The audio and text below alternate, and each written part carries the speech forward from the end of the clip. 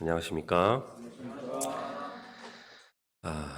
지난 할로윈데이 때 벌어진 참사로 인해서 국민 대다수가 아직도 큰 슬픔 중에 있는 것 같습니다.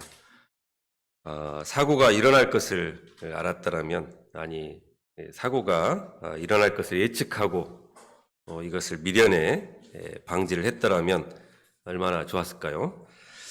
결과적으로 우리 경찰과 또 지자체의 이런 부실한 준비와 대응으로 인해서 많은 국민들의 마음에 커다란 상처가 이제 남게 됐습니다. 하나님께서 이 유족들의 아픔과 또 상처 입은 모든 사람들의 그 마음을 치료해 주시기를 기도합니다. 더불어서 이번 주는 이제 대학 수학능력 시험 주간입니다. 우리 7부에서는 우리 정지성 형제님, 그리고 우리 정세한 형제님이 시험을 이제 보게 됩니다. 하나님께서 평안한 마음과 또 지혜를 넘치게 부어주시기를 기도합니다. 우리 목자님들의 한 맺힌 그 기도를 다 풀어주실 줄로 믿습니다. 오늘 말씀을 시작하겠습니다. 오늘 본문은 예수님이 재림하시는 때에 대해서 말씀하고 있습니다. 2000년 전 예수님이 이 땅에 처음으로 오셨을 때 하나님 나라가 이 땅에 임하게 되었습니다. 그리고 예수님이 다시 오심으로 인해 이 하나님의 나라가 이제 완성이 될 것입니다. 하나님의 나라가 이미 2000년 전부터 시작이 되었지만 아직 미완성인 단계인 것입니다. 그래서 현재 우리들은 이 이미와 아직 사이에 있다고들 말을 합니다. 그렇다면 예수님의 재림에 대해 때 어떠한 일이 일어나게 되는 것일까요? 그리고 재림의 때를 기다리는 신자들은 어떤 자세로 살아가야 하는 것일까요? 파트 1, 재림의 때 일어나게 될 일들, 17장 20절에서 37절 말씀입니다. 20절 상반절을 보십시오. 바리새인들이 하나님의 나라가 어느 때에 임하나이까 묻거늘. 이 바리새인들은 그동안 예수님이 행하시는 많은 이적들을 목격했습니다. 예수님을 통해서 죄인들이 사함을 받고 또 병든 자들이 고침을 받고 귀신 들린 자들이 온전하게 되는 역사가 일어났습니다. 그리고 얼마 전에는 이 나병 환자들이 깨끗하게 되는 것을 목격했습니다. 이런 일들은 하나님의 나라가 이미 임했다는 것을 말해주고 있습니다. 그런데도 그들은 하나님의 나라가 어느 때에 임하나이까 라고 물었습니다. 그들은 하나님의 나라가 아직 오지 않았다는 것입니다. 세례 요한도 요단강에서 회개의 세례를 전파하면서 하나님의 나라가 임했다고 외쳤습니다. 하지만 그들은 이 눈과 귀를 닫아버렸습니다. 하나님의 나라가 이미 임했다는 이 수많은 증거들이 있었지만 이를 인정하기가 싫었던 것 같습니다. 예수님은 이런 그들에게 무엇이라고 말씀하십니까? 20절 하반절 22절을 보십시오. 21절을 보십시오. 예수께서 대답하여 이르시되 하나님의 나라는 볼 수 있게 임하는 것이 아니요 또 여기 있다 저기 있다고도 못하리니 하나님의 나라는 너희 안에 있느니라. 예수님은 하나님의 나라가 너희 가운데 있다, within you 라고 말씀하셨습니다. 이 말씀은 예수님을 받아들이지 않는 이 바리새인들의 마음속에 하나님의 나라가 있다는 뜻이 아닙니다. 바리새인들 가운데 계신 이 예수님에게 하나님의 나라가 있다는 것입니다. 예수님께서 이 세상에 찾아오시면서 하나님 나라가 본격적으로 시작되었습니다. 마가복음 1장 15절에서 예수님은 이 공생애를 시작하시면서 이 첫 번째로 하신 말씀이 때가 찼고 하나님의 나라가 가까이 왔으니 회개하고 복음을 믿으라 였습니다. 예수님으로 말미암아 어떠한 죄인도 용서를 받고 새 인생을 시작할 수 있는 이 은혜의 시대가 열렸습니다. 예수님으로 말미암아 돈만 알던 세리 같은 사람이 주와 복음 역사에 무익하게 수고하며 헌신하는 종으로 변화가 되었습니다.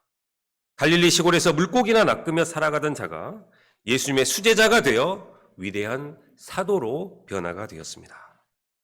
이것이 바로 현재적 하나님 나라입니다. 현재적 하나님 나라의 핵심은 회개와 성령입니다. 예수님을 믿고 영접하는 자들에게 이 죄사함의 은혜가 주어지고 성령께서 임재하시게 됩니다.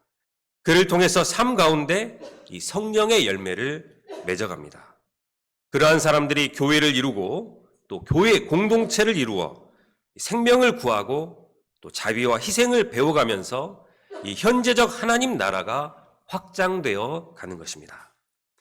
그런데 이 현재적 하나님 나라는 이 세상의 불의와 악의 세력으로부터 끊임없이 도전을 받고 있습니다. 그러므로 완전하면서도 불완전한 것입니다. 성령의 열매를 맺었는가 싶었다가도 어느 순간 이 죄의 소욕에 사로잡혀서 고통을 하게 됩니다. 그래서 신자들은 이 세상의 불의와 악의 세력, 그리고 이 사탄의 세력에 대해서 원통함을 가질 수밖에 없습니다. 예수님이 다시 오셔서 새 하늘과 이 새 땅이 임하고 우리 몸이 그 나라에 맞게 강하고 신령하게 변화되는 그날에 미래의 하나님 나라가 도래함으로써 완전해질 수 있는 것입니다. 하나님 나라는 이 두 단계로 임하게 됩니다. 이 땅에서 이루어지는 현재적 하나님 나라와 예수님께서 재림하실 때 완성되는 이 미래적 하나님 나라입니다. 이 땅에서 이루어지는 현재적 하나님 나라는 회개하고 예수님을 영접할 때 그 사람에게 이 성령님이 임하게 됨으로써 이루어집니다. 자기 자신이 인생의 주인이 되어서 욕심대로 살아가던 삶을 회개하고 예수님을 하나님 나라의 왕으로 영접할 때 죄사함을 받게 되고 구원의 보증으로서 그 성령이 그 사람 안에 임하게 되는 것입니다. 이렇게 구원을 받고 하나님 나라의 백성이 된 사람들이 모인 곳이 바로 교회 공동체입니다. 교회 공동체는 이 땅에서 이루어지는 이 하나님 나라의 모습을 보여주고 있습니다. 또한 예수님은 교회의 머리로서 이 교회의 공동체를 다스려 주십니다. 그러나 교회가 하나님 나라 자체는 아닙니다. 미래적 하나님 나라는 예수님이 재림하실 때 이루어집니다. 그때 우리는 완전한 구원을 받고 영원한 하나님 나라에서 살아가게 될 것입니다. 예수님은 이제 제자들에게 말씀하십니다. 22절에서 25절 말씀을 보십시오. 여기 인자의 날은 재림의 날을 말하고 있는데 이것은 다니엘서 7장 13절과 14절을 배경으로 말씀하신 것입니다. 내가 또 밤 환상 중에 보니 인자 같은 이가 하늘 구름을 타고 와서 중략하겠습니다. 모든 자들이 그를 섬기게 하였으니 그의 권세는 소멸되지 아니하는 영원한 권세요 그의 나라는 멸망하지 아니할 것이니라. 제자들은 예수님의 이 재림의 날 하루를 보고자 하지만 보지 못할 것입니다. 그러나 보지 못할 것입니다. 제자들은 완성된 이 하나님 나라가 속히 올 것이라고 생각을 했습니다. 그러나 완성된 하나님의 나라는 속히 오질 않았습니다. 제자들이 그날 하루를 보고자 하되 보지 못합니다. 우리들도 그렇습니다. 죽기 전에 완성된 이 하나님 나라를 보고자 하지만 허락되지 않을 수 있습니다.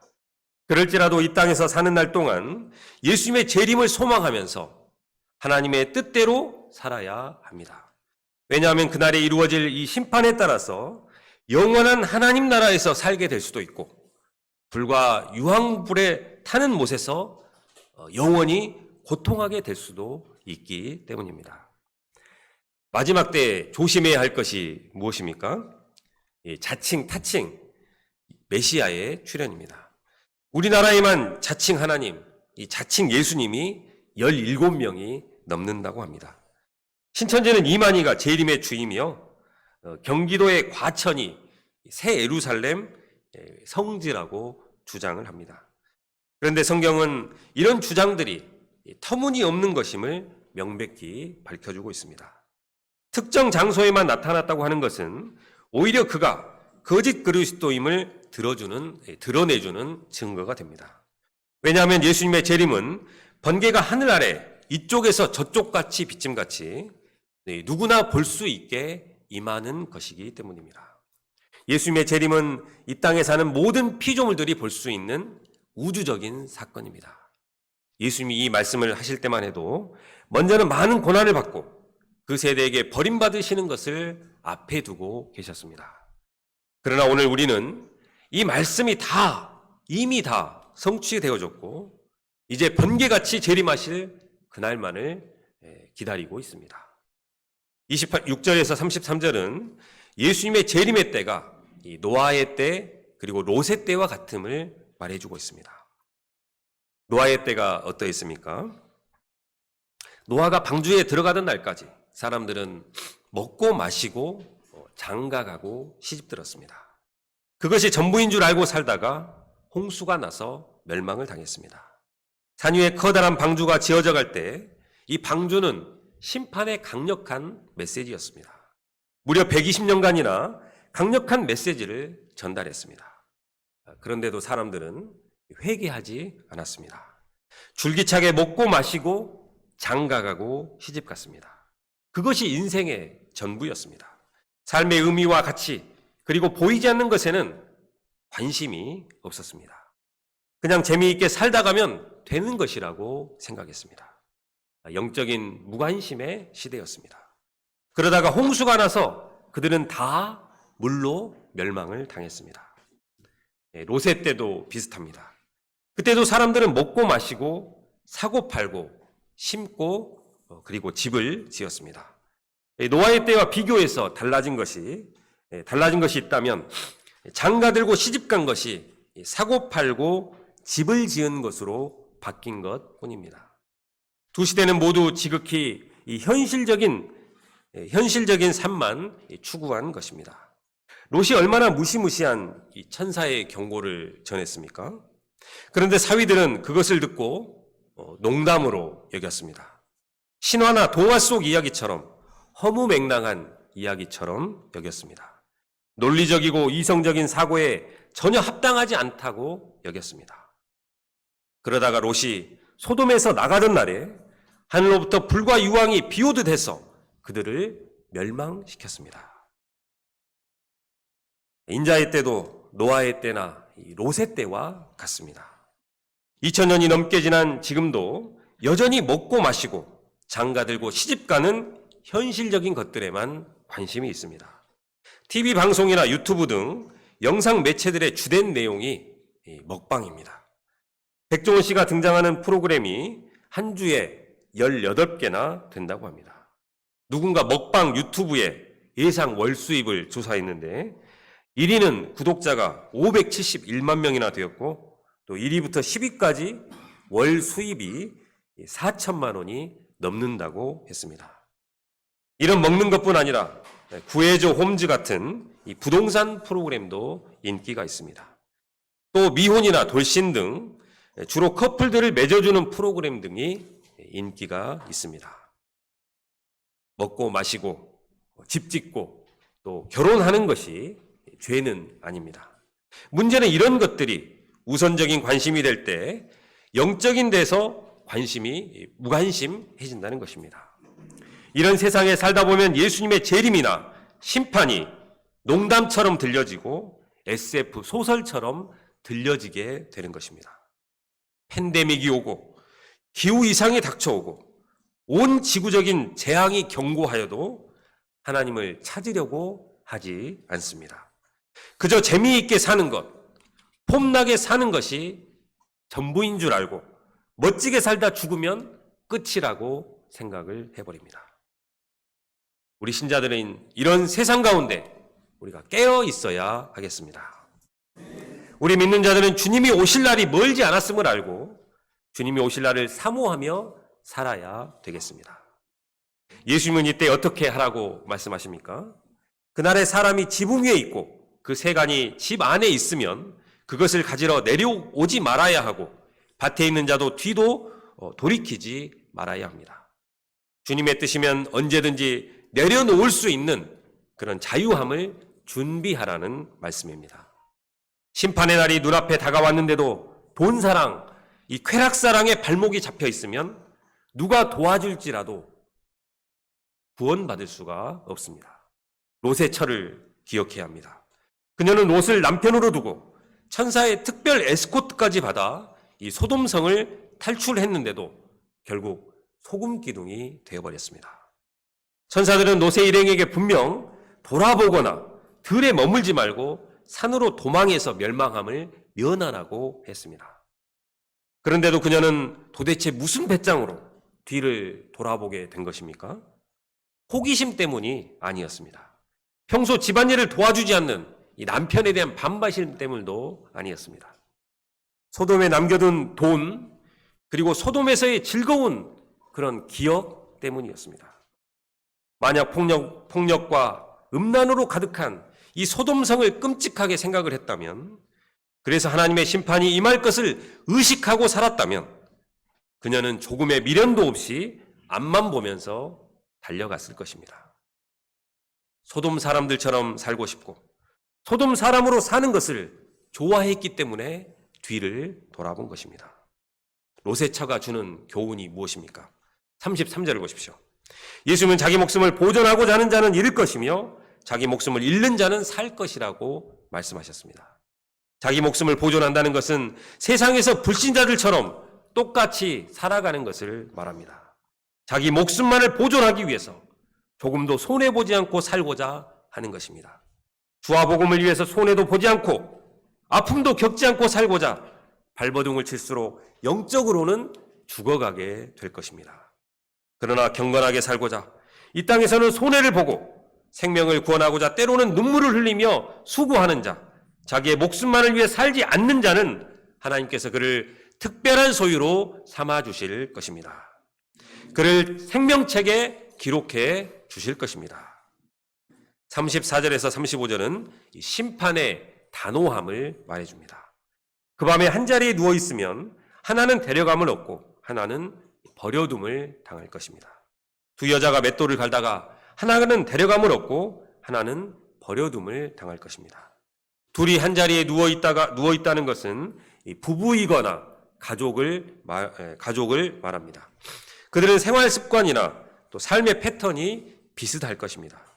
그런데도 한 사람은 데려가고 한 사람은 버려둠을 당합니다. 함께 맷돌을 간다는 것은 눈빛만 봐도 마음이 통하는 그런 사이를 말합니다.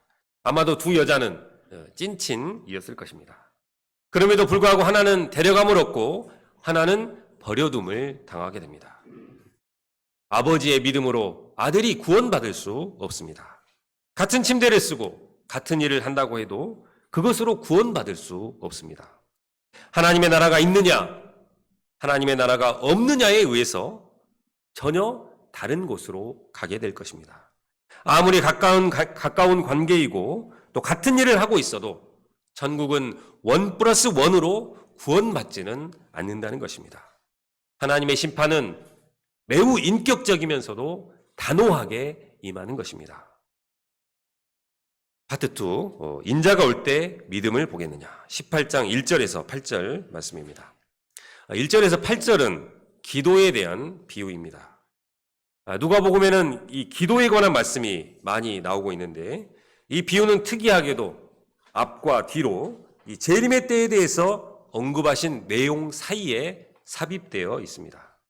항상 기도하고 낙심하지 않도록 이 비유를 말씀하신 것인데 8절을 보면 이 비유를 말씀하신 더 큰 그림이 있습니다. 8절 하반절 말씀을 다 함께 읽어보겠습니다. 시작. 그러나 인자가 올 때에 세상에서 믿음을 보겠느냐 하시니라. 이 말씀이 무슨 뜻일까요? 인자가 온다는 것은 재림의 때를 말하고 있습니다. 그렇다면 이 말씀은 재림의 때에 예수님이 이 세상에서 신실함을 잃어버리지 않는 그 믿음의 사람을 찾아볼 수 있겠느냐는 뜻입니다. 이것을 앞에 본문과 연결해 생각을 해보면 그러나 인자가 올 때에 세상에서 하나님 나라를 잃어버리지 않는 자들을 찾을 수 있겠느냐입니다. 예수님의 걱정이나 예수님의 탄식처럼 들려집니다.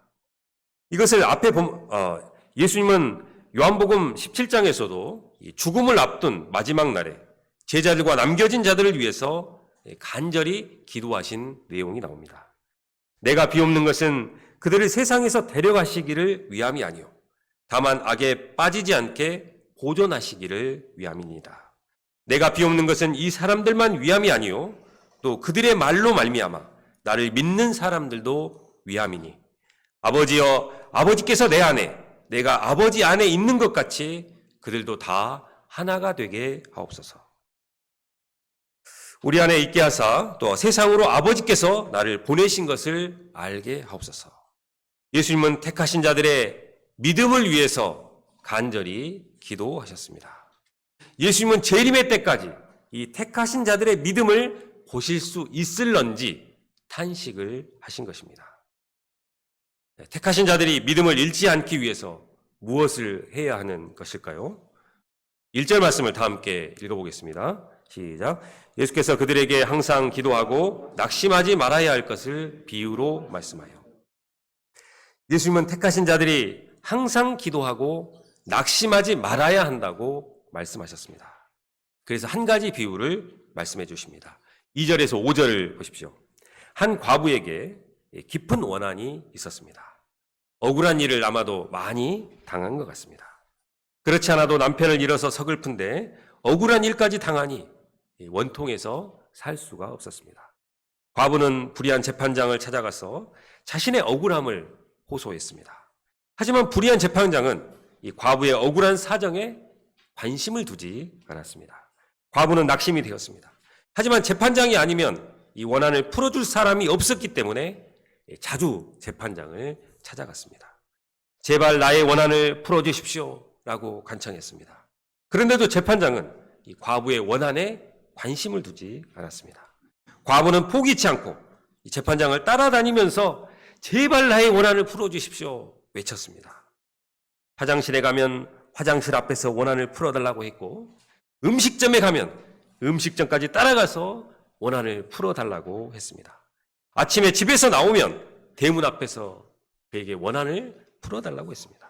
심지어는 꿈속에서까지 나타나서 원한을 풀어달라고 하소연했습니다. 재판장은 과부 때문에 사무도 볼 수도 없고 또 화장실도 갈 수도 없고 식사도 편하게 할 수가 없었습니다. 과부 때문에 이 신경쇠약에 걸려서 더 이상 견딜 수가 없었습니다. 그래서 더 이상 견디지 못하고 이 과부의 원한을 풀어주고자 결단을 하게 됩니다. 이렇게 하지 않으면 얼마나 더 괴로움을 당해야 할지 알 수 없었기 때문입니다. 비유에서 과부의 원한은 택하신 자들의 원한을 말하고 있습니다. 택하신 자들의 원한이 무엇일까요? 예수님의 재림의 때까지 이 신자들은 불의한 세상 속에서 억울한 일을 많이 당하게 될 것입니다. 열심히 수고를 해도 합당한 보상을 받지 못할 때가 있습니다. 사역에 열매가 없을 때 낙심이 되고 또 손해의식에 시달리게 됩니다. 누구보다도 성실하고 의롭게 살았는데 돌아오는 것은 끝모를 어려움과 곤란한 처지뿐일 때가 있습니다.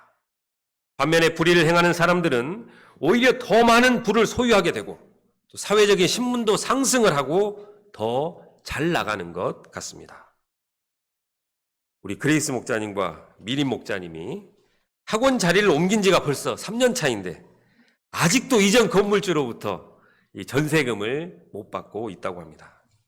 전세금을 떼먹으려고 하는 이런 양심이 없는 사장님은 사업이 망해버려야 공의로울 것 같은데 오히려 그 건물의 땅값이 올라서 그는 돈방석에 앉았다고 합니다. 참으로 억울하고 답답합니다. 예수님이 처음 세상에 오시기 전인 이 말라기 시대도 그러했습니다. 말라기 시대의 이스라엘 백성들은 이렇게 말했습니다. 모든 악을 행하는 자는 여호와의 눈에 좋게 보이며 그에게 기쁨이 된다 하며 또 말하기를 이 정의의 하나님이 어디 계시냐. 하나님을 섬기는 것이 헛되니 만군의 여호와 앞에서 그 명령을 지키며 슬프게 행하는 것이 무엇이 유익하리요. 지금 우리는 교만한 자가 복되다 하며 악을 행하는 자가 번성하며 하나님을 시험하는 자가 화를 면한다 함이로다. 어쩌면 우리가 속으로만 생각하는 것을 이 말라기 시대 사람들이 속이 시원할 정도로 하나님께 사이다 발언을 해주는 것 같습니다. 지난주에 말라기 수양회를 하면서 우리 목자님들은 눈물로 소감을 발표하셨습니다. 끝도 없이 이어지는 이 고난들을 견디고 인내하며 묵묵히 감당해내고 있는 목자님들이 제가 보기에도 너무나 귀하고 소중한 존재들로 보였습니다. 그런데 말라기서 말씀에 하나님께서 이런 경건한 자들을 특별한 소유로 삼아주신다고 했습니다. 용광로 불같은 날이 이를 때 의인들을 괴롭히고 핍박했던 자들은 반드시 심판을 받을 것이지만 특별한 소유로 삼으신 자들은 외양간에서 나온 송아지같이 뛸 것이라고 말씀하셨습니다.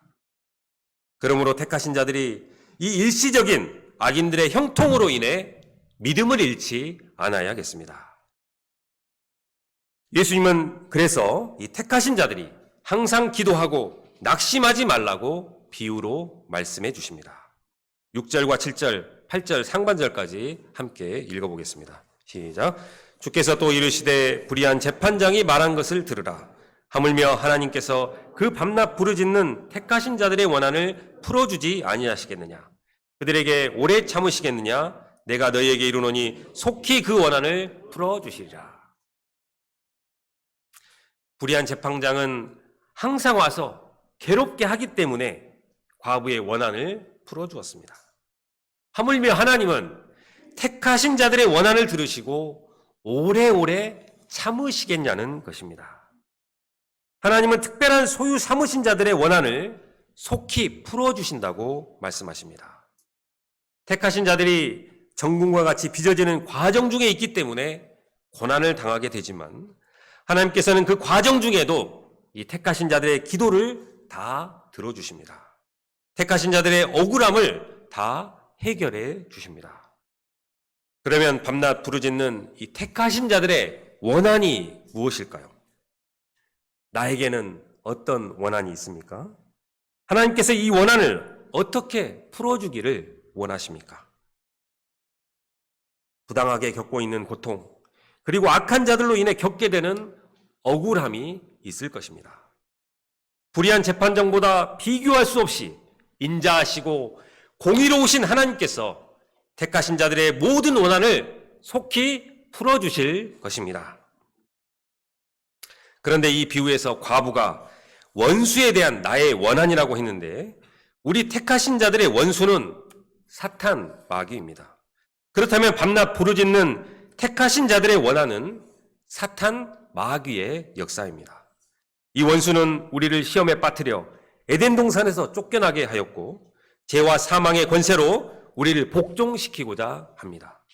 사탄의 역사는 우리들을 밀가부르듯 손에 쥐고 농락을 하려고 합니다. 우리가 이런 사탄의 역사에 대한 원통함을 가지고 사탄의 역사를 박살내 주시도록 기도해야 하겠습니다. 내 안에 불신을 심고 나를 계속해서 죄의 세력에 빠지게 하는 이 사탄의 역사에 대한 원통함을 가지고 기도해야 하겠습니다. 우리의 모임 안에 사랑과 존경과 화목을 깨고 자꾸만 회의와 불신 그리고 미움과 증오의 마음을 심으려고 하는 우리 원수 사탄의 역사에 대해서 원통함을 가지고 기도해야 하겠습니다.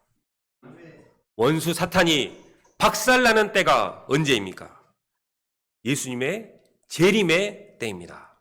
그러므로 택하신 자들의 한 맺힌 기도 제목은 예수님이 속히 오시는 것입니다. 인자가 오심으로 완전한 하나님 나라가 이루어지는 것이 이 택하신 자들의 한 맺힌 기도 제목인 것입니다. 주님은 내가 진실로 속히 오리라고 약속하십니다.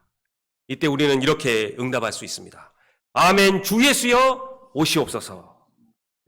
8절 하반절을 다시 한번 읽겠습니다. 시작. 그러나 인자가 올 때 세상에서 믿음을 보겠느냐 하시니라.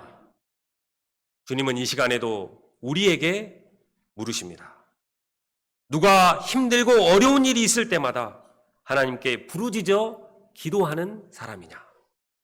누가 예수님께서 속히 오셔서 완전한 하나님 나라를 실현해 주시도록 기도하는 사람이냐? 예수님이 재림하실 때 이런 믿음의 사람, 기도의 사람을 보신다면 크게 기뻐할 것입니다. 우리가 올 가을 학기에는 예수님의 재림을 간절히 소망하면서 믿음을 가지고 기도하는 경건한 하나님의 사람들이 될 수 있기를 기도합니다. 요절 말씀 8절을 읽고 기도하겠습니다. 시작. 내가 너희에게 이르노니 속히 그 원한을 풀어주시리라. 그러나 인자가 올 때 세상에서 믿음을 보겠느냐 하시니라. 하나님 아버지, 이 시간 인자가 올 때 믿음을 보겠느냐 말씀을 허락해 주셔서 감사합니다. 우리가 마지막 때에 있음을 인식하고 깨어 기도하는 자들이 되게 하여 주시기를 기도합니다. 택하신 자들의 원한을 속히 풀어주시리라 약속하십니다. 이 땅에 하나님 나라가 임하도록 예수님이 오심으로 하나님 나라가 완성이 되도록 깨어 기도하는 자들이 될 수 있기를 기도합니다. 예수님의 이름으로 기도합니다.